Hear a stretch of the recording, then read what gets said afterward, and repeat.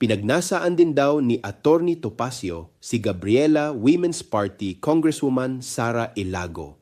Ganito niya ipinagtanggol ang pahayag ni Congressman Bong Suntay na sinabi niyang nai-imagine niya si Ann Curtis sa gitna ng isang pagdinig sa Kongreso.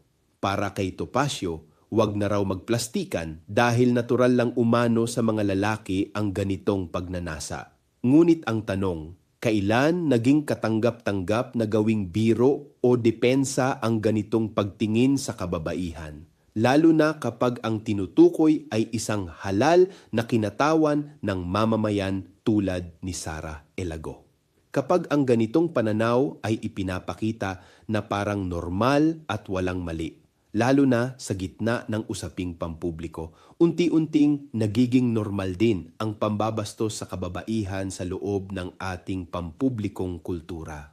Sa gitna pa man ng buwan ng kababaihan, malinaw na ang tunay na usapin ay hindi lang ang isang pahayag. Ang mas malaking tanong ay kung hanggang kailan pahihintulutan na gawing biro ang dignidad ng kababaihan sa ating lipunan. Ako si Bishop Tonyo, obispong migrante sa Europa, at ito ang Damdaming Makabayan.